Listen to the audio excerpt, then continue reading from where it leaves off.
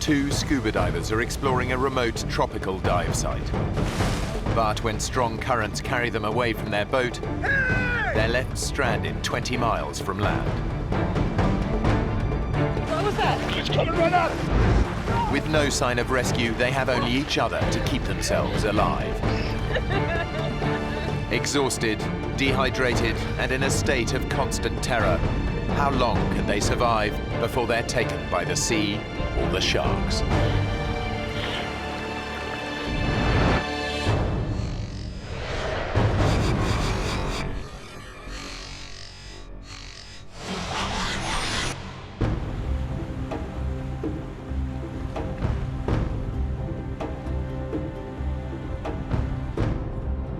I didn't know what to expect going to the Solomon Islands for the first time. I remember getting off the plane and thinking how awfully hot it was. 35-year-old Melissa Armstrong was a hotel manager in Toronto. But fed up with metropolitan life, she quit her job and traveled here in search of adventure. I wasn't feeling fulfilled. I was really wanting to make a change in my life. And I thought, okay, this will be an adventure. She's found a job working with marine researcher David Tomlinson, who spent almost 30 years studying the oceans. I began diving in 1963 in the Bahamas. I'm very lucky to be able to study much of our oceans and see things that not a lot of people get a chance to see. Hey, Hi. how you doing? Good. Stephen, Peter, this is Melissa. Hey. So you all set to see Cavachi? Yeah. Yeah? All right, come on aboard. Cavachi is an oceanic volcano which David has been studying for years. After he filmed this eruption, the volcano disappeared beneath the waves. Now he wants to find out what's left under the surface. The four of us went out, and I mean, the weather seemed to be ideal. Everything was supposed to go like clockwork. The dive site is 20 miles offshore. Melissa has never been diving so far from land. I was excited. I felt good about the dive. It wasn't until I went out there that I thought, oh, wow, I'm really out in the middle of nowhere. And then when we got to the dive site, something inside of me changed, and I thought, there's something wrong. What's up? Nothing. Well, I guess maybe I'm just a little nervous. What about? I was a little embarrassed because I wanted to be like the guys, one of the guys, and I said, I'm afraid of sharks. No, you don't have to worry about sharks. They're much more afraid of us than we are of them. I doubt it. I'm serious. They hardly ever bother divers. Now, if you were up on the surface like a surfer, flapping around, then you look like shark bait. But when you're down below, there's nothing to worry about. Can you zip me up? If it was me, I wouldn't be worried about the sharks. I'd be worried about you diving right on top of a volcano. Well, that wasn't something I had ever even contemplated. So now I'm thinking sharks, volcano exploding, sharks and volcano. Don't listen to him. If it wasn't safe, we wouldn't be here. But David knows more than he's letting on. I had heard from the local fishermen that there was a couple big sharks out here, big hammerheads, that have been coming in and bothering some of the local fishermen. But at that stage, she didn't need to know that. David has dived with sharks before and is confident they won't get attacked while underwater. He's more worried about the weather. We're watching the weather very carefully because it's very exposed out there. And I noticed off in the distance a funny-looking cloud. It looked like an eyebrow, but it was nothing that deeply concerned me. David's confident they'll be in and out of the water long before the cloud reaches them. So what's your dive plan, mate? Well, we're gonna drop in around 30 meters, have a look around. The plan is to dive for around half an hour while the boat stays in position above them. The boatman went over exactly where we would be dropped off, exactly when and where we would be picked up. I didn't pay too much attention. I just let them do their thing. But the anxiety just kept growing and growing.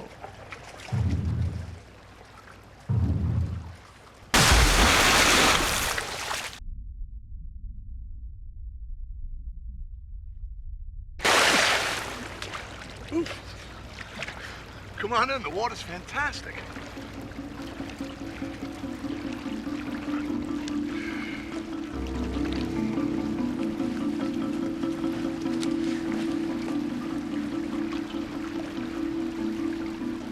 Then I got my gear on. I looked at the boatman and I said, Here I go. Say a prayer for me. and I thought, well, why did I say that?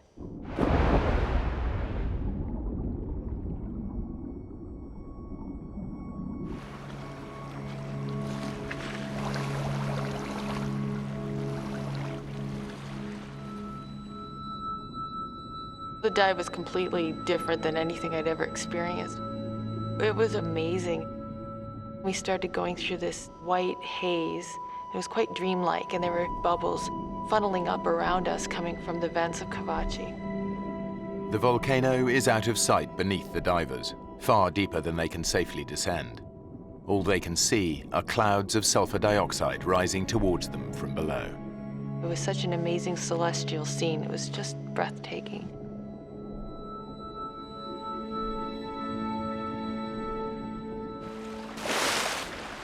After 30 minutes, the divers surface.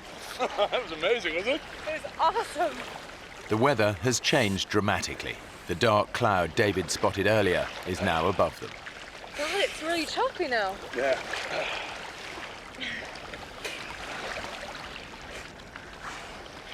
There's the boat, it's miles away. Yeah, the current must be really strong. Hey! Hey, guys! Hey! We're behind you! Hey! I remember thinking, oh, okay, that's no big deal. I was just looking forward to getting in the boat and putting a towel around myself. And then they didn't turn around. They got the engines on. I can't hear us over the engines. Turn them off! Cut the engines! Turn it off! Hey! I said, David, why aren't they turning around? And he couldn't answer that question. You're yelling, you're screaming at the top of your voice. Why isn't he looking? We're here. Can't you see us? The boatmen know the divers must be out of air by now. They expect to see them surface, but the dark sky has made the divers impossible to spot. While the engine is keeping the boat in position, they have no idea that a strong current is pulling the divers further away. Where are they going? They're not going anywhere. It's, They are. no, it's the current. It's pulling us away. Hey! Yes, you feel anger. You feel like, come on, turn around and have a look at us. Why aren't you looking at us? Hey! The current was pushing us away. We could see him. They couldn't see us. Running the engine to hold the boat in position is burning up fuel. If the boatmen don't leave soon, they risk being stranded. One of them makes a desperate attempt to locate the missing divers, but he has no idea just how far away they are now. With the fuel tank almost empty, the boatmen have no other choice but to return to the island to get help. Guys! Go! It happened quite quickly. We watched them disappear, as if the sea swallowed them up. I said, David, this is bad. This is really, really, really bad.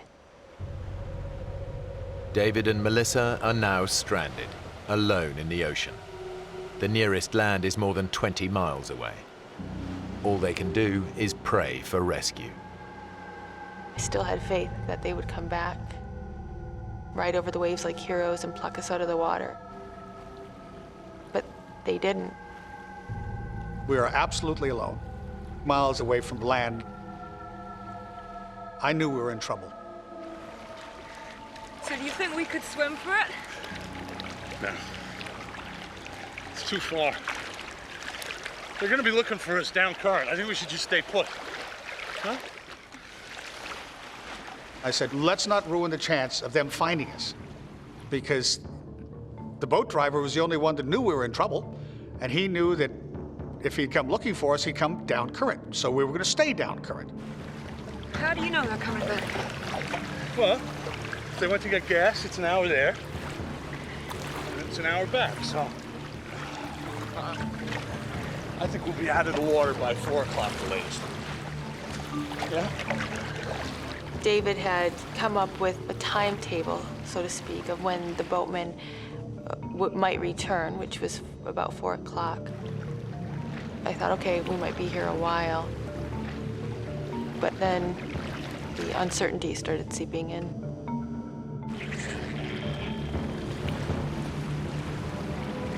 David, are you looking for something? Just being aware, that's all. I really, really, really do not want to get eaten by sharks. Hey, you need to calm down. I think at that point, a bit of anger was coming in. He should have known better. How could we be in this situation? Please don't tell me to calm down. We're in the middle of the ocean. You've lost that boat. I think I have the right to vent here. I won't say what I said, but I swore a little bit. Melissa's reacting as one might expect. She had a little bit of a dummy spit, and she was swearing profusely. She's relying on me to ensure that everything went smoothly. And at that stage, I'd shot myself in the foot, big time. And it just was turning sour as the moments went on. David and Melissa ignore each other, forgetting they're floating in a powerful current. David! David! The current pushes that far away. It was scary. Come here. We had to try to swim against a knot to a knot and a half current. Swim to me.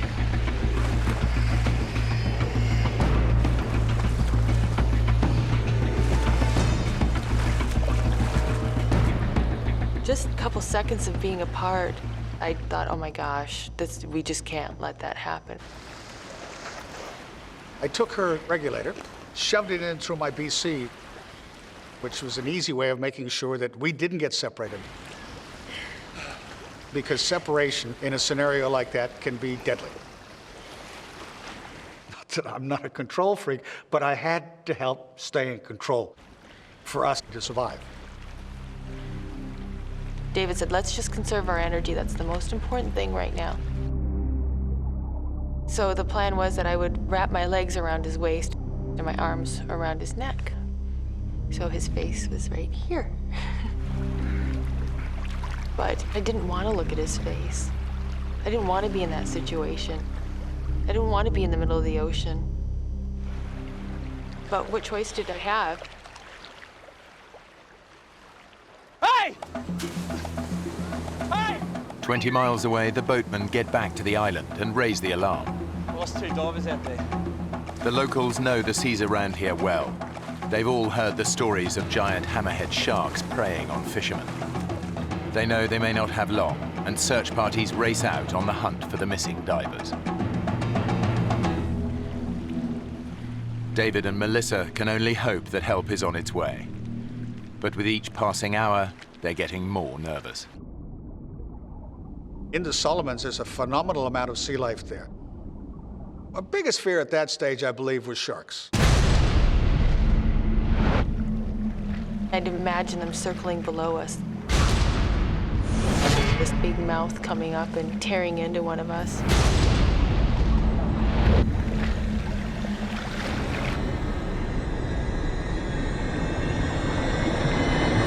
What was that? What? Was that you? What? Something's on my leg. Ah! Get it off! It's my gauge. It's my gauge. Look, get it off I'm me! trying. Would you stop kicking? Look, there's nothing down there. There's everything down there. If there's anything dangerous down there. Like sharks, you mean? Yeah. Just say it! Yeah, and you keep kicking and splashing, the sure as heck gonna come and check us out, right? All I could think about was sharks. One nibble, one drop of blood in the water, and then we're gone.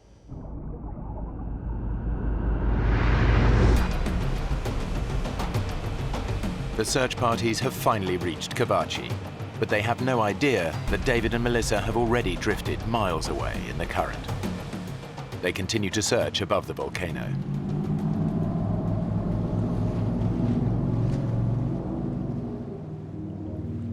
David was convinced they'd be found by 4 o'clock. Now it's almost 5. They're still 20 miles from land, and there's no sign of rescue. It was very clear that David wanted to stay still. He didn't want to move. He wanted to conserve his energy. I remember turning around and just looking all around me and just seeing all this water. And then looking at the land again and thinking, there's no other option. I really think we should try and swim. David looked in my eyes and he knew at that point that there's no arguing. We're gonna start swimming. Okay. Take it nice and easy, okay? No splashing. I'm gonna keep my head underwater and keep looking, okay?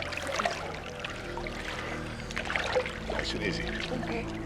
I remember him saying, let's just get very slowly, peacefully on the surface, just moseying through. There's no reason to bring attention to ourselves, and don't kick too hard because we'll just get exhausted. With 30 years diving experience, David knows that splashing about on the surface creates its own risks. I didn't want to become part of the food chain because having watched the oceans and observed what happens there my whole life, there was a pretty strong likelihood that some sharks would come up and have a good look at us. You're on edge, totally. It was not a good feeling, not at all. While David keeps watch below the surface, Melissa scans above for any sign of danger. You see these pointed gray waves, and then all of a sudden you think you see fins. Look, what? And so your mind plays tricks with you. What? Nothing. Sorry. It was a constant battle to not let my imagination go. But the dangers beneath the waves are not just in Melissa's mind.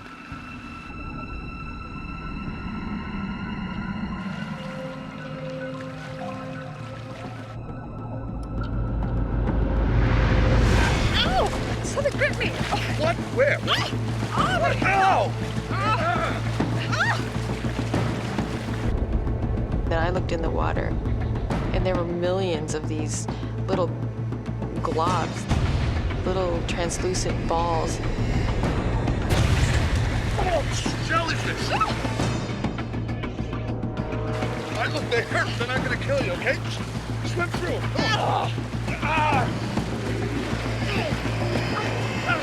We were swimming through countless amounts of them. We were getting stung all over the place. I remember trying to count the stings. I got up to 64. But then it all blended into one. It was just the zapping pain that was shooting through my entire body.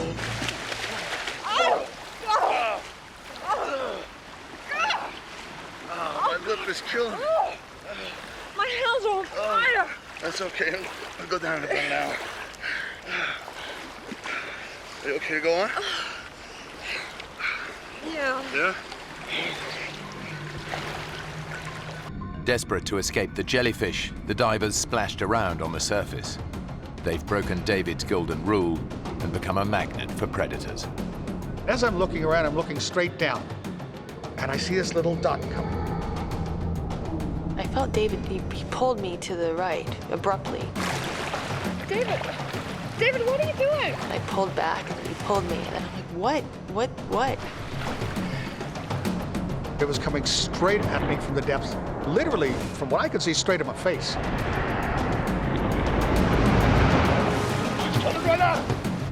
It was this huge, ugly barracuda, probably 5.5 feet. They can be very aggressive, and they have been known to attack people before. David knows the great barracuda has a ferocious bite. All he has to do is hit me in my hand, my arm, my leg. If I start bleeding, I've got another major problem. I've got a problem with sharks. Against two sets of razor-sharp teeth, David's only defense is his camera. I needed something to ram and protect us. That was the first thing to use.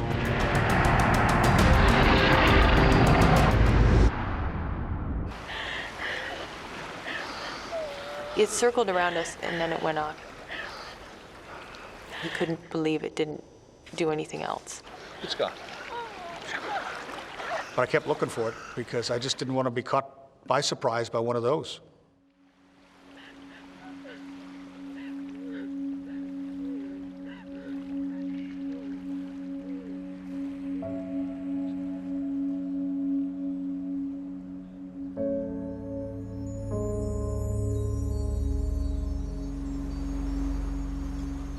With daylight fading, the search parties have no choice but to return to the island. They've spent over 6 hours searching for the missing divers. They'll start again at first light, but everyone knows that by then, the odds are they'll be looking for dead bodies. As the sun went down, I felt really sad. I didn't understand why they didn't come back for us. I was hurt. How could this be? How could they not come back? Maybe they're back there looking.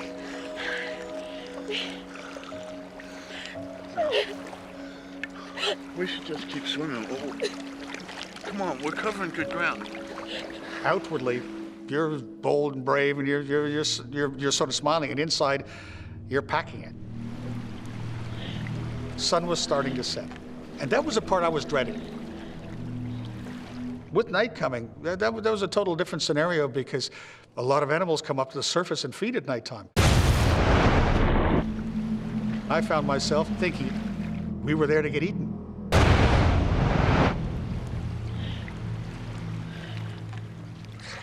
Despite David's fears, they're still 15 miles from land. Their only option is to keep swimming.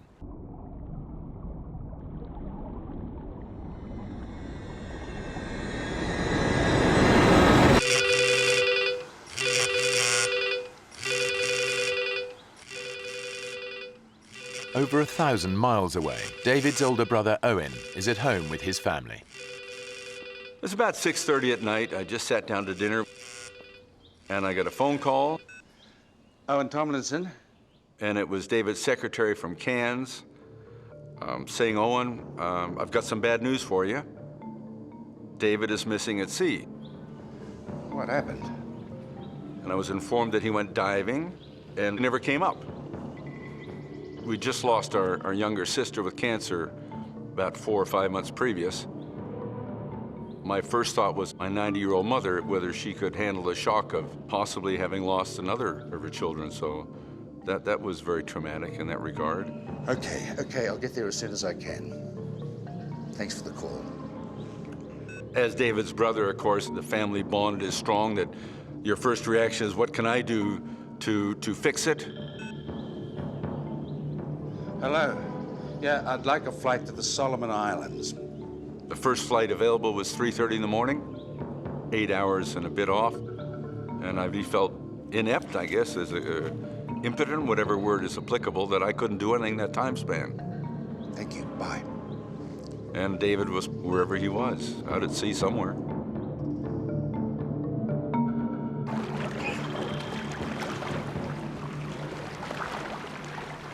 As night started wrapping itself around us, it was completely terrifying. Thinking, oh my God, we're gonna be here at night. We're gonna have to deal with what we just dealt with, only in blackness. What? Stop. What Stop is it? swimming. Look, in the water. All of a sudden, I find that every time we move our arm or our leg, the water's glowing. Wow! The mysterious light is caused by microscopic plankton in the water. Any sudden movement makes them glow. Stop. Stop. But it's beautiful. Yeah. We move, we get seen, huh? That really stopped us from swimming, because I said, Melissa, we can't keep swimming now, because we're gonna, it's lighting up around us. Something's gonna see us. But when the divers stop swimming, their body temperature plummets. I was just shaking so hard. I was so cold. You've got nothing to stand on. There's nothing to sit down on. I just wanted to be out of the water. I wanted something to float by so I could climb on top of it so that I wouldn't have this pressure on my body, because it was so consuming and uncomfortable. I was trying to recharge her batteries, allowing her to stretch out, and just try to use a minimum amount of energy, but enough to keep herself warm. We're really getting rather tired. We can't sleep. We don't dare sleep, because if we fall asleep, we could drown.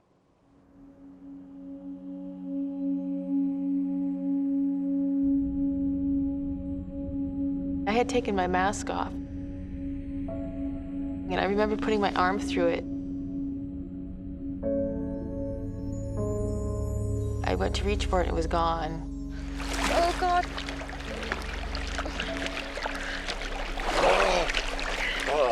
Can you see it?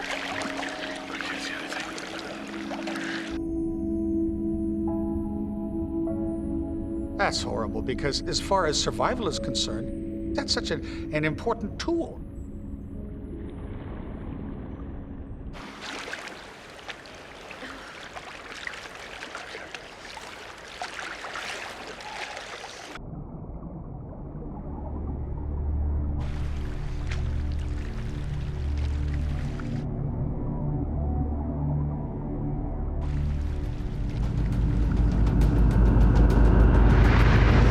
David, what was that? What? Something just touched my leg. So was that you? Was that your fin, David? Well, that wasn't me. Oh, my God! Oh! I feel just a little bump, just like something brush up against me. I said, is it sharks? Is it sharks? Is it sharks? David and Melissa have been adrift in the South Pacific for over 12 hours. Trails of luminous plankton have made them stop swimming. Whatever's causing the flashes now, it's not them. Oh, my God. What was that? We were seeing little explosions of light within, 5-10 meters of us. Ah! God! Did you see that? There'd be a flicker of light, and then another one, and then another one. What sort of fish they were, I don't know. Any minute. You expect something's gonna hit you. Oh, my God. Your fear is unbelievable.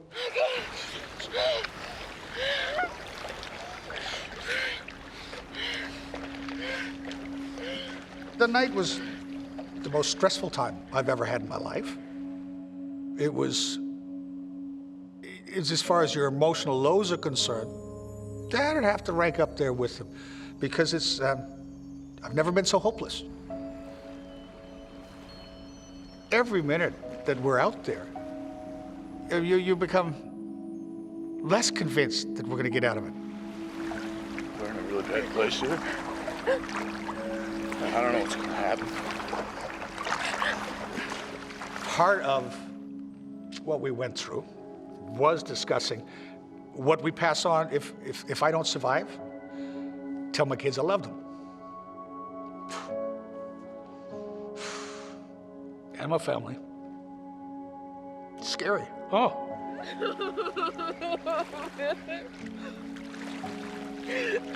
It was really important for me that if he were to survive, I wanted him to tell my mom and dad that they were good parents.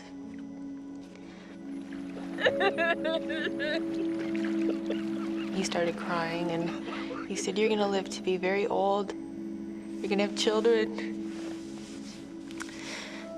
And that was hard.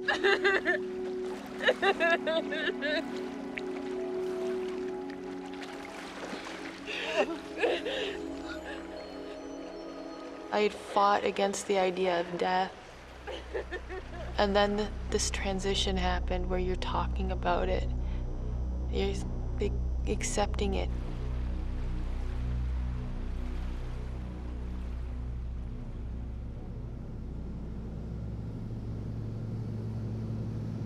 David and Melissa were 19 miles out at sea.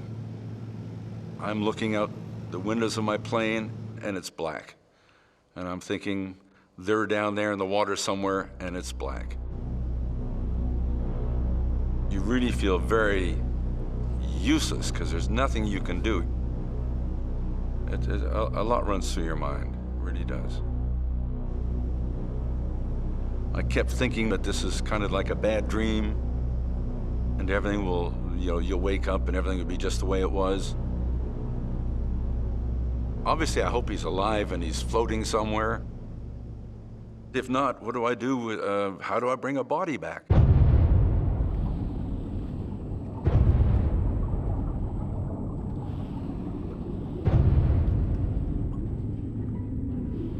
There was one point where I thought maybe David can just hold me under.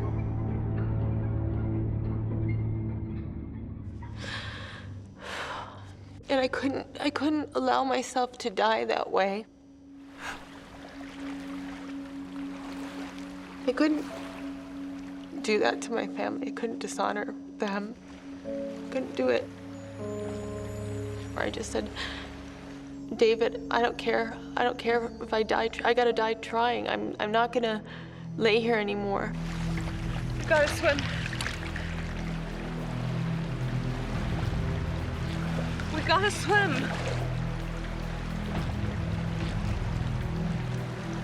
David, please. Please.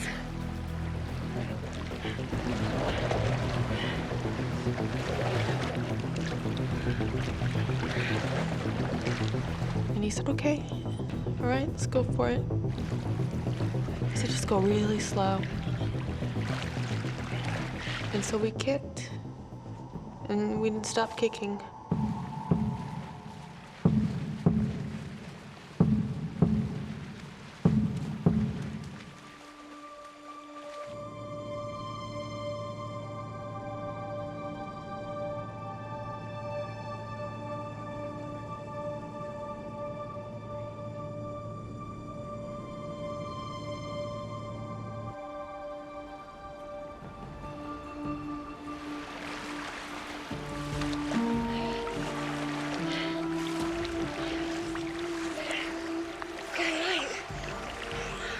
After living through that darkness and then seeing the light, it just changed. It just gave me something I didn't have. It was glorious just seeing that sun. It was one of the finest sunrises I've ever seen in my life. It's just to watch the light come up was great. And then I could actually see for the first time the land. I could see that it was actually tangible. Oh, get closer. It is closer. My eyes were completely glued to the land. That's all I could think about. Melissa may be feeling more positive, but David is 20 years older than her. While he allowed her to rest during the night, he's been awake since 6 a.m. yesterday. As we went on, I was getting really tired. I've been going for 24 hours at that stage. He started acting very erratically. I remember watching a snorkel slowly sink into the water. And just when it was about an inch from the surface, I would nudge him and he'd pop his head back up. David, you okay? You all right? Seeing him like that scared me a lot. I remember thinking, what if he drowns?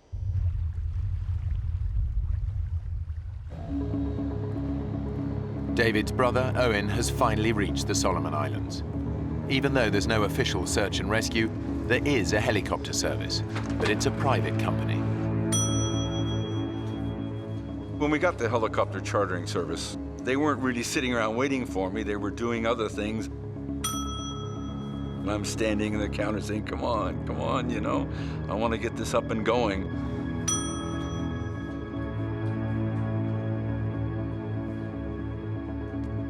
Hi. Yes, sir. I need a helicopter as soon as possible. Okay, what for? My brother's gone missing near Kavachi. I'll have to talk to my boss first. So if you'd like to take a seat, then I'll just be right back.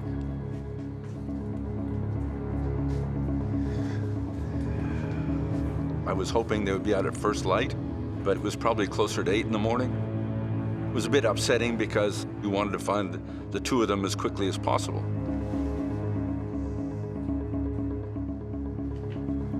Mr. Tomlinson, good news. We've got a chopper on standby for you. Oh, that's great. And I said, well, get them out there, get them going. But unfortunately, we're a commercial operation, so I'm gonna have some form of payment up front so we can get you in the air. I had no idea what the currency in the Solomons was, and I certainly didn't have a suitcase full of whatever currency they would accept. This do? That'll be fine. 1 minute. So the good old plastic came in handy, and it worked. Okay, boys, we're right to go. All Owen can do now is wait. David and Melissa have swum 14 miles without rest, food, or fresh water. They're still 6 miles from land, and the tropical sun is beating down on them relentlessly. I was so grateful the sun came up, but it was also a blessing and a curse because I could feel the side of my face burning, and I remember trying to put my head in the water to cool it off for a little bit. My lips were so raw and swollen, and now the sun was burning them, so they were starting to blister. My skin was wrinkly and flaking. You feel like you're slowly getting eaten by salt water. David is both physically and mentally exhausted. I was dehydrated, I was starving. I was running on less than empty at that stage. I was starting not to think straight. All right. David? You okay? You okay to swim on? I remember him looking at the land and saying, "Oh, look at those condominiums."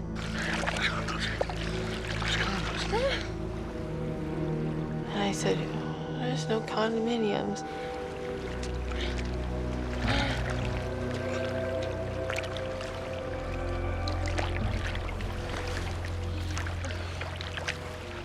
That's really when I realized he was fading. He wasn't making any sense.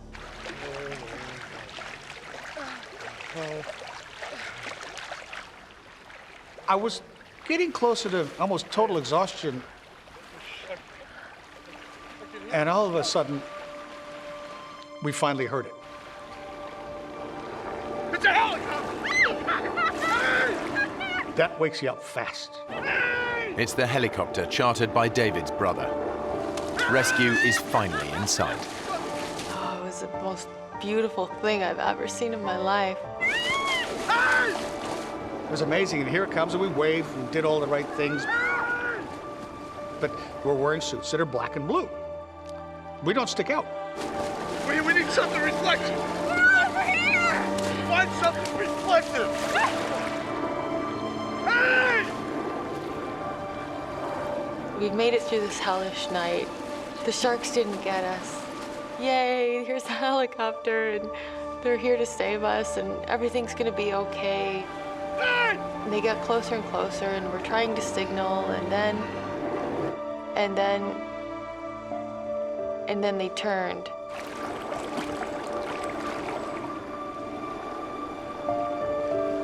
They can't see it.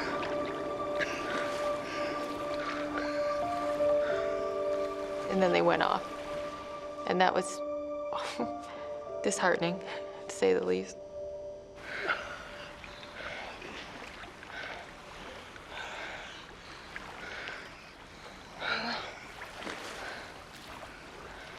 Then we just pressed on towards land. Come on. Because there's no other choice but to keep going. The exhausted divers are only 4 miles from land. But for David, this is the most terrifying part of the entire journey. I didn't totally mention to Melissa at that stage that I believe the greatest fear we're going to have is that last bit, right in close to the shore, because it's an area I wanted to fish, because there's so much sea life there, including your upper major predators. And at the same time, I didn't tell her about 2 big 20-plus foot hammerheads that I heard about that had been bothering the fishermen. So that deeply concerned me, but she didn't need to know that. But what David doesn't know is that his fins have been chafing his ankles. He's now bleeding profusely. Hammerhead sharks can smell 1 drop of blood in 1,000,000 drops of seawater. It's only a matter of time before David attracts attention.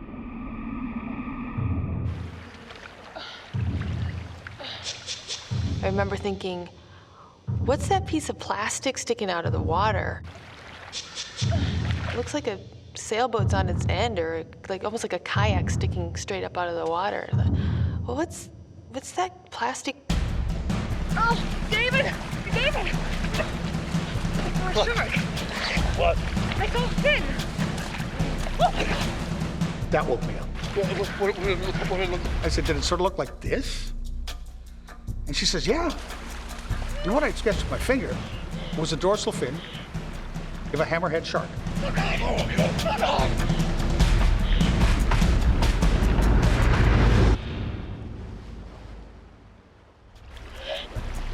Just offshore, they've spotted a hammerhead shark.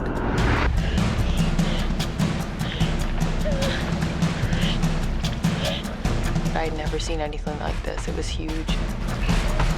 You're talking a 6+ meter shark. That's a big shark. I figured if it's gonna happen, I want it to happen fast. I hope it doesn't bite my leg. I hope it just sinks its teeth right into my heart. And bang, it's over with. This was my greatest fear. You're just hoping that that shark isn't hungry. With all the bad things that have happened, a little bit of good luck would be nice right now.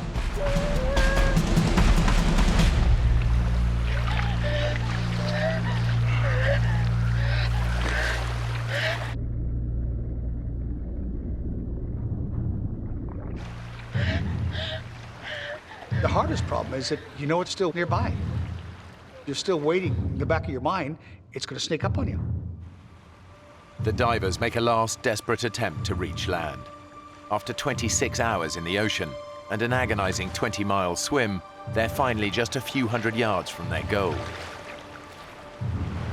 But getting ashore is far more dangerous than they ever imagined. This wasn't a sandy beach that we would float up to gently. This was an extremely pitted, jagged, horribly craggy shoreline. David, look at the rocks. I knew that with our bodies being so soft, so pliable, our skin just being mushy, all I could think of was how badly we're gonna be torn up. 26 hours in the water has taken its toll on their skin. I looked at my hands, and my hands were just unbelievably wrinkled from being in the water for so long. And right in the corner of my thumb, just where my nail meets, a bit of flesh had fallen off. At that stage, our flesh is so soft from being in the water so long, it's not going to take much to hurt ourselves badly. It just takes a little piece of rock that's sticking up, and it's going straight through you. The rocks could be lethal, but the shark might return at any moment. It's a do-or-die decision. Give me your vest. I discussed with Melissa exactly what we're going to do. We've worked out a plan. Put that out in front of you. The body surfing on these, okay? So now I'm thinking, how on earth we're going to body surf and survive?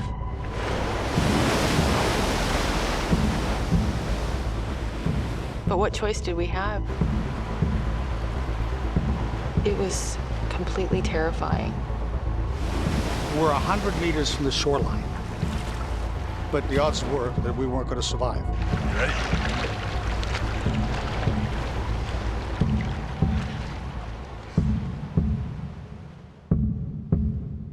And I just happened to turn left, and I don't know why I turned left and looked. And then I heard him say, "I'll be damned. There's a boat."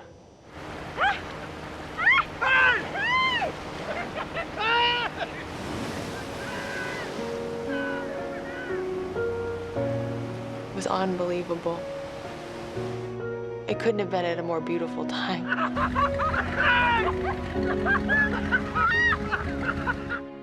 It was an unbelievable feeling. Absolutely unbelievable feeling. Because then it was just like one of the heaviest weights you'd ever have in your life lifted off your shoulder. Next thing I know, the boat's next to us, and they're pulling me out of the water. And I'm like, I was this crazy mad woman. I was crying and laughing.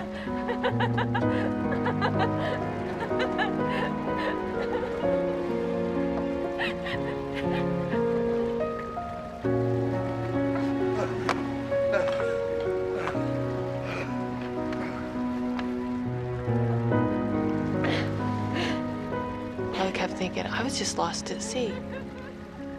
I was just lost at sea for 26 hours. The sharks didn't eat us. We didn't die. I'm alive. David and Melissa swam 20 miles before they were finally rescued and returned to dry land. There was my brother Owen. Greatest sight in the world. I didn't know whether to hug him or belt him over the head. I really didn't. God, David, what have you done now? But he's a bit sunburned, so I didn't want to give him too big a slap. I gave him a hug instead. I'm Owen. I said, you do this again, boy, and you're on your own. I'm not flying halfway around the world to save your ass. I'm sorry, kid. And it was just great to see him. Ever since then, every morning you wake up, it's wonderful to start a day, standing on dry land. David still lives in the Solomon Islands and dives regularly. But Melissa returned home and hasn't done an open water dive since. The two of them remain good friends.